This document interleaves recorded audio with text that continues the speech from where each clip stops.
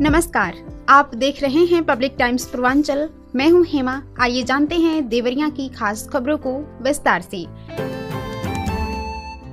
Saint MR Jaipuria school Tilai बिलवा देवरिया में बाल विवाह मुक्त भारत राष्ट्रीय अभियान कार्यक्रम का आयोजन किया गया, जिसमें मुख्य अतिथि मनोज तिवारी, माननीय सचिव जिला विधिक सेवा प्राधिकरण जनपद देवरिया द्वारा बाल विवाह को रोकने के उपाय एवं संबंधित कानून के बारे में जागरूक किया गया तथा जनपद देवरिया को बाल विवाह मुक्त जनपद बनाने की दिशा में प्रयास किए जाने के सुझाव दिए गए तथा बाल विवाह प्रतिषेध अधिनियम 2006 की धारा 9 के अंतर्गत अगर कोई व्यक्ति 18 वर्ष की कम उम्र की बालिका एवं 21 वर्ष की कम उम्र के लड़के का विवाह कराया जाता है तो उसे 2 वर्ष की सजा एवं 1 लाख रुपए का जुर्माना या दोनों सजा से दंडित किए जाने का प्रावधान है। वन स्टॉप सेंटर प्रबंधक श्रीमती नीतू भारती द्वारा पॉक्सो एक्ट के बारे में बताया गया, महिला कल्याण विभाग द्वारा चलाई जा रही योजनाओं के बारे में बताया गया एवं श्रीमती मीनू जायसवाल मनोवैज्ञानिक द्वारा मानसिक स्वास्थ्य चिकित्सा के बारे में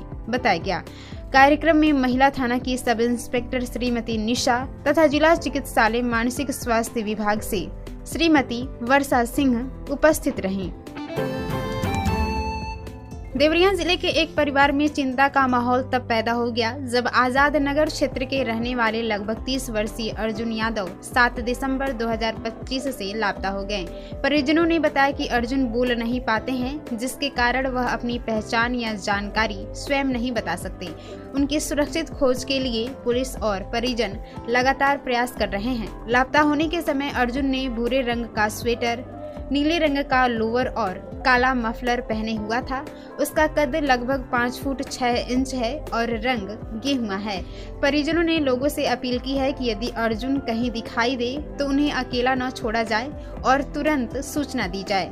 जानकारी मिलने पर इन नंबरों पर संपर्क किया जा सकता है। नंबर है 93 35 50 42 74। दूसरा नंबर है 94 50 67 75 22। तीसरा नंबर है 79 85 19 52 26 और चौथा नंबर है 63 07 76 30 91। इसके साथ ही निकटतम पुलिस थाने को भी सूचना देने की अपील की गई है। परिजनों ने कहा कि किसी भी छोटी जानकारी से भी अर्जुन की तलाश में महत्वपूर्ण मदद मिल सकती है। उपनिदेशक कृषि ने बताया कि पीएम कुसुम योजना के तहत सोलर पंप की ऑनलाइन बुकिंग 26 नवंबर से 15 दिसंबर 2025 तक विभागीय पोर्टल पर की जा रही है। इसके लिए कृषक का पंजीकरण दर्शन पोर्टल 1 पर अनिवार्य है। बुकिंग करें लिंक से ऑनलाइन होगी और 5000 टोकन मनी जमा करनी होगी। पोर्टल पर 2 HP एवं 3 HP सोलर पंप का लक्ष्य प्रदर्शित रहेगा।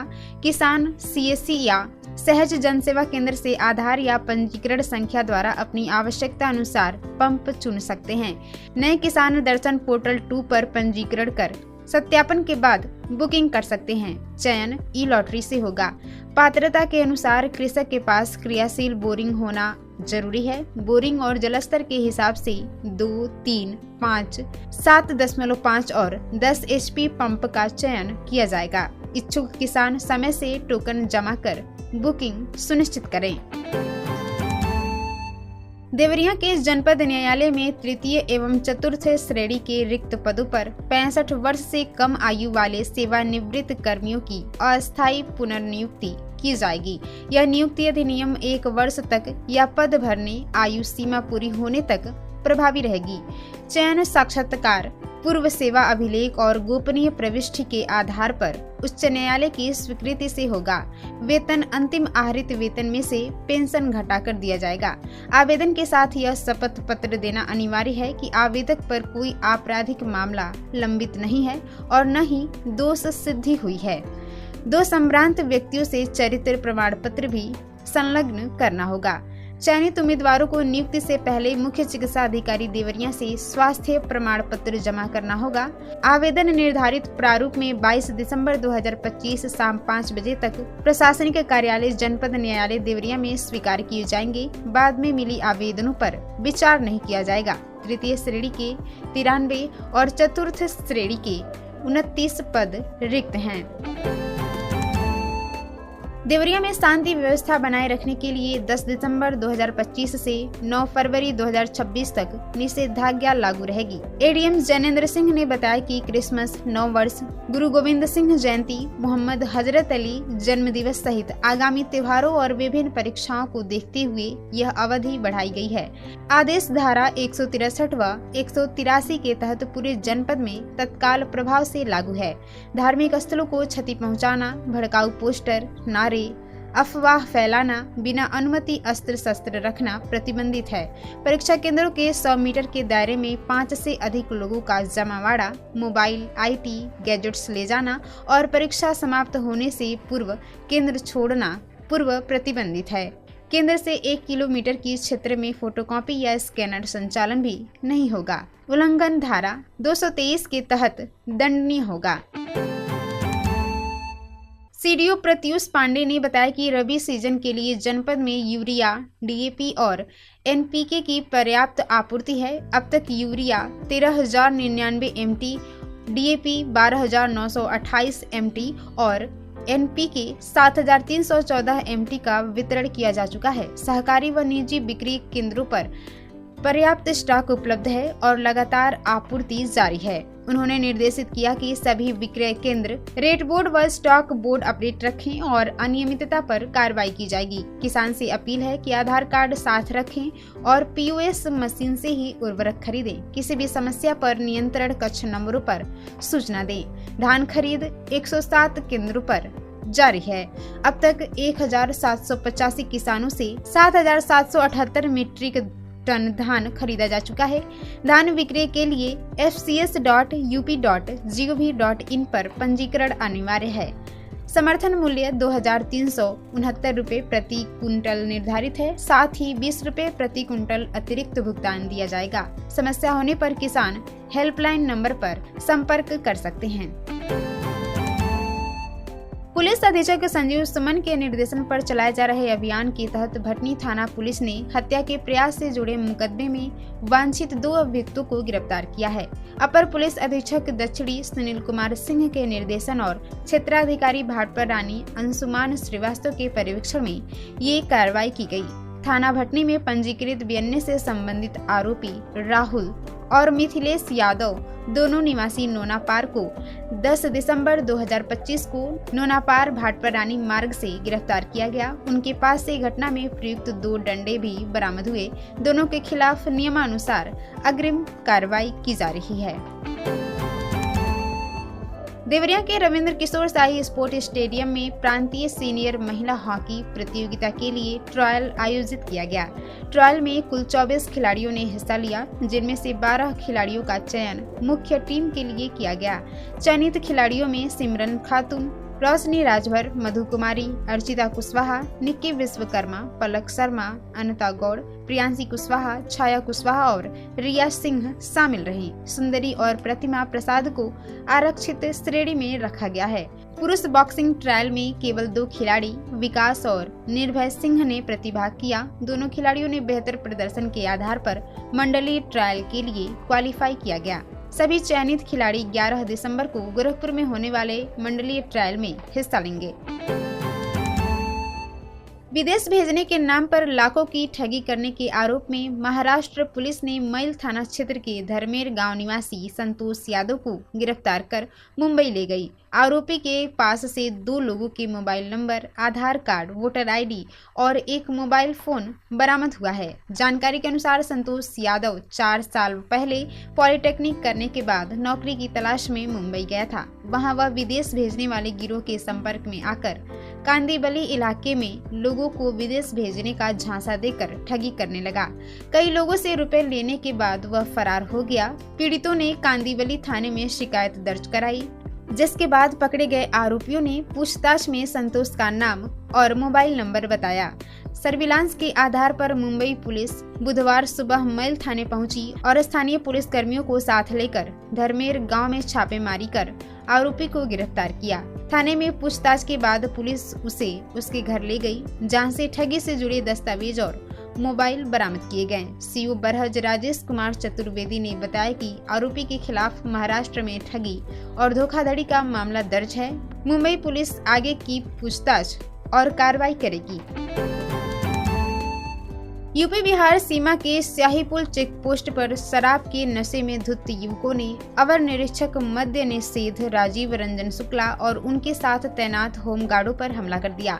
चेकिंग के दौरान बोलेरो चालक द्वारा वाहन रोकने से इनकार करने पर विवाद बढ़ गया और गाड़ी में बैठे युवक गाली गलौज करते हुए चेकिंग टीम से उलझ गए। आरोप है कि युवकों ने गाड़ी से डंडे निकालकर चौकी प्रभारी तथा होमगार्ड हरिशंकर शाह और रामजी कुमार पर हमला कर दिया, जिससे उन्हें गंभीर चोटें आईं। हमलावरों द्वारा जाति सूचक शब्दों का प्रयोग करने का भी शिकायत दर्ज हुई है।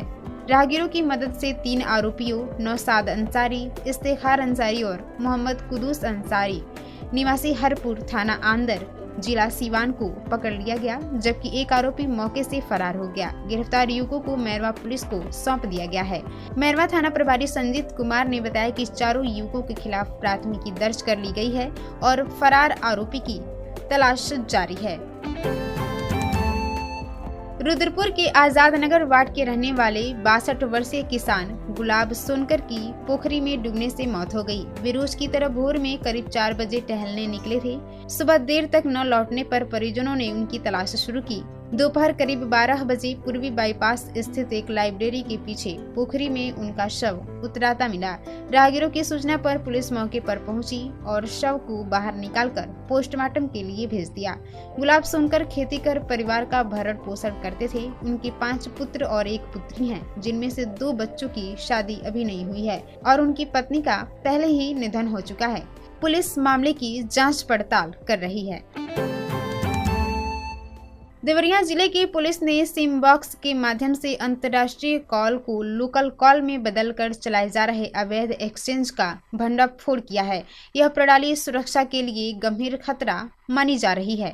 रामगुलाम टोला निवासी तेज नारायण सिंह, जो 2015 से 2022 तक मॉरिशस में इलेक्ट्रीशियन था, वहीं 2 बांग्लादेशी युवकों आदिल अहमद और समीर के संपर्क में आया। उन्होंने उसे सिम बॉक्स के जरिए महंगी अंतर्राष्ट्रीय कॉल को लोकल में बदलकर कमाई करने का तरीका बताया। भारत लौटने के बाद तेज नारायण को कोलकाता भेजकर सिम बॉक्स, बड़ी संख्या में सिम कार्ड और उपकरण दिए गए। बाद में उसने देवरिया में घर पर ही पूरा सेटअप तैयार कर लिया। व्हाट्सएप पर लिंक, यूजर आईडी और पासवर्ड मिलने के बाद सिम बॉक्स सक्रिय होकर वीओआईपी अंतर्राष्ट्रीय कॉल को सामान्य भारतीय कॉल में बदल देता था, जिससे कॉलर की लोकेशन और पहचान छिप जाती थी। पुलिस ने नेटवर्क ट्रेस कर तेज नारायण को गिरफ्तार कर लिया और साइबर थाना प्रभारी की तहरीर पर मुकदमा दर्ज कर लिया। पुलिस का मानना है कि इस तरह की तकनीकी का उपयोग ठगी, जालसाजी और साइबर अपराध आसानी से किया जा सकता है। मामले की गहराई से जांच जारी है और पुलिस का कहना है कि पूरी पड़ताल के बाद ही वास्तविक स्थिति स्पष्ट होगी। लखनऊ पुलिस पूर्व आईपीएस अमिताभ ठाकुर को देवरिया सदर कोतवाली लेकर पहुंची, जहां उनसे करीब 2 घंटे तक पूछताछ की गई। सुबह से दोपहर तक कोतवाली परिसर पूरी तरह सील रहा और बाहरी लोगों व मीडिया का प्रवेश वर्जित कर दिया गया। मामले को लेकर पुलिस विभाग में खलबली मची रही, जबकि अधिकारी किसी भी जानकारी को देने से बचते रहे। मामला वर्ष 1999 से जुड़ा है, जब अमिताभ ठाकुर देवरिया में एसपी थे। आरोप है कि इसी दौरान उनकी पत्नी नूतन ठाकुर के नाम से औद्योगिक क्षेत्र में प्लॉट खरीदा गया था। शिकायतकर्ता संजय शर्मा, जो तालक टोरा लखनऊ के निवासी हैं, उन्होंने सितंबर में तहरीर देकर आरोप लगाया कि प्लॉट खरीदने के समय दस्तावेजों के नाम और पते गलत दर्ज किए गए थे। पत्नी का नाम नूतन देवी, पति का नाम अभिजात या अभिताभ ठाकुर और पता खैरा सीतामढ़ी बिहार लिखा गया था, जबकि बाद में संपत्ति का विक्रय वास्तविक नाम पते के आधार पर किया गया।